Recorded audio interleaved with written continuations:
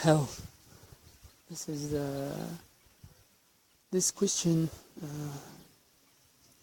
was many monks approached the Buddha with a question similar to that. What happens to one after attaining Nibbana? We call it Parinibbana, that you attain arahantship and then you die. What happens next? And the Buddha never really gave a specific or clear answer, or he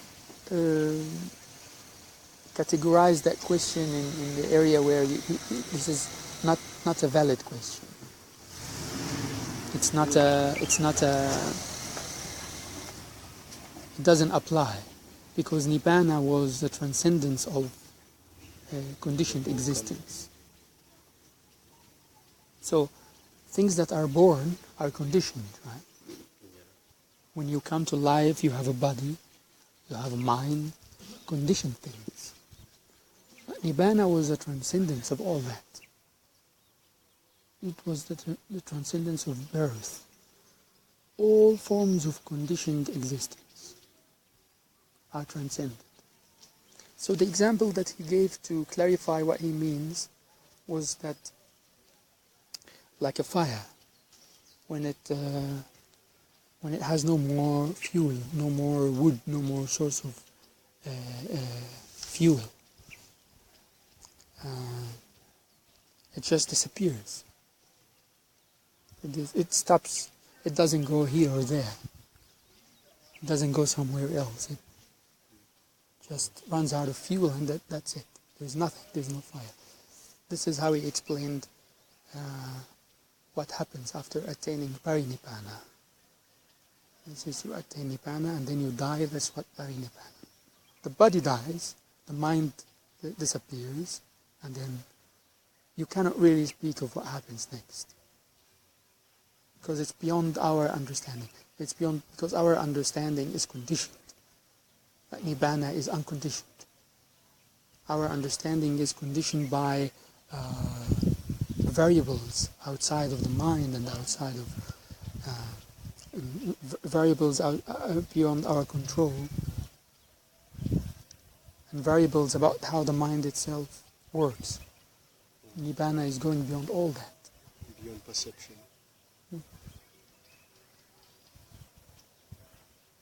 So it's not possible for us to understand something like that. There is no answer that will be satisfactory.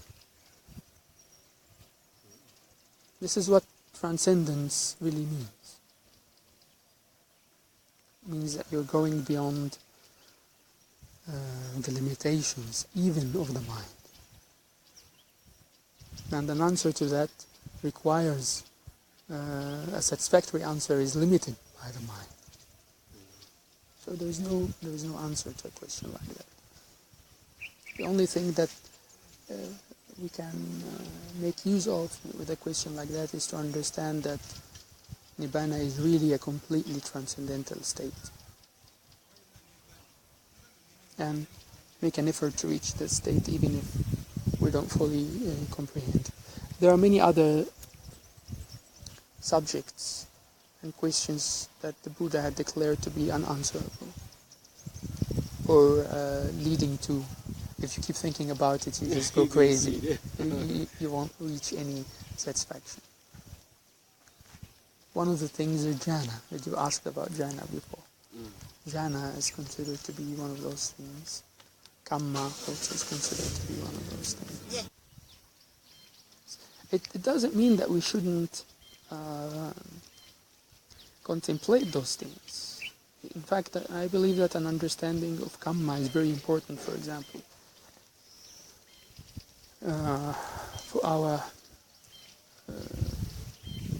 understanding of other aspects of Dhamma.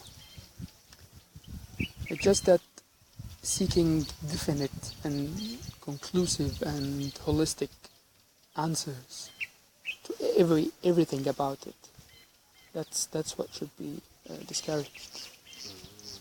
But it doesn't mean that we shouldn't contemplate those things. Contemplating Nibbana, contemplating Kamma, contemplating the qualities of the Buddha. There's actually meditation, which a kind of meditation which we call the Buddhanusati. It is to contemplate and to remind oneself of the qualities of the Buddha. It's a very important kind of meditation. So these things are actually very helpful and very important. The only thing that's meant by them being incomprehensible is that you cannot understand them completely. In the same way, you can understand, let me say, how food is digested, for example. That you can understand completely. There is no problem about it. You can transcend it with understanding. But things like Kamma, like the Buddha, these are not things that you can understand completely, because the mind itself is limited. It goes beyond the limitations of the mind.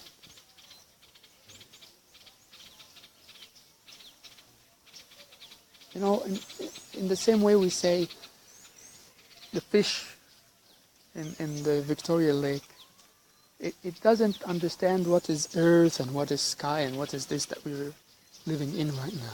It cannot understand it. A frog can understand. Yeah. That's the difference. The reason a fish cannot understand it is that it's completely surrounded by water all the time. It's encompassed by this environment, the water. But the frog comes out of the water. And we say the fish cannot really understand even the water completely. Not just what's outside the water, but even the water itself. It cannot transcend it, because it's always living surrounded by it, encompassed by it. If you ask a fish, what's water? It doesn't know. It's everything, right? And you ask him, what is beyond the water? Now that's impossible to answer. Only a frog can answer the question, what's water? Because it comes out of it. You can look at it. It experiences something other than the water. So it knows how water feels in relation to other things that are not water. So it can transcend it, can understand it. Yeah? Consciousness. Yeah. This is water, this is not water. But for the fish, there is no not water. It doesn't know anything beyond water. But this is similar to the question about Parinibbana and what happens after an arahant passes away. It's like asking a fish, what is beyond the water? Wherein the fish cannot even understand what is water. It's the same. And this is important to realize and recognize these limitations so that we can put our minds to peace. We can be at ease with these things. Some people can really go round and round trying to use the mind to understand something that goes beyond the mind. Never find satisfaction. So this kind of declaration by the Buddha about the limitations of what we can really comprehend and understand and encompass and transcend is really helpful in that it helps us to let go of this kind of questioning. And it's really a kind of restlessness in the mind, a kind of everlasting doubt, everlasting search that never reach anywhere.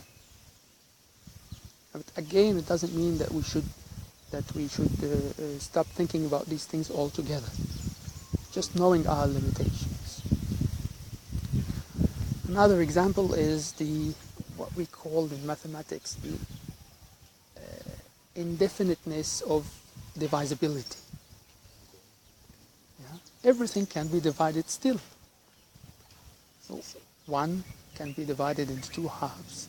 Each half can be divided into 2 halves, and it's indefinite. If you want to know what happens to an arahant after death, it's like seeking an end to this indefinite divisibility. But you never reach it, because the mind doesn't work like that. The mind cannot accept the idea of something that is not divisible.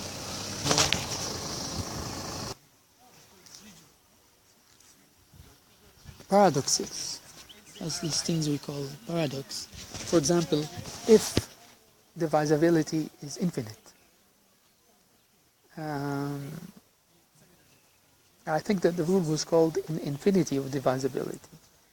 So, for example, if the distance from here to here is infinitely divisible, how do I manage to move my arm or my hand from here to here and reach still? If the distance is infinitely divisible, infinite, you can divide everything into 2 halves again and again and again, infinitely. How do I eventually move my hand from here and actually reach the other side? How does it not take eternity to reach there? How do I make any progress at all? Mind, because this human mind, is really limited. It has limitations. These paradoxes show the limitations of our mind, not the limitations of nature, not the limitations of existence, but of our own minds.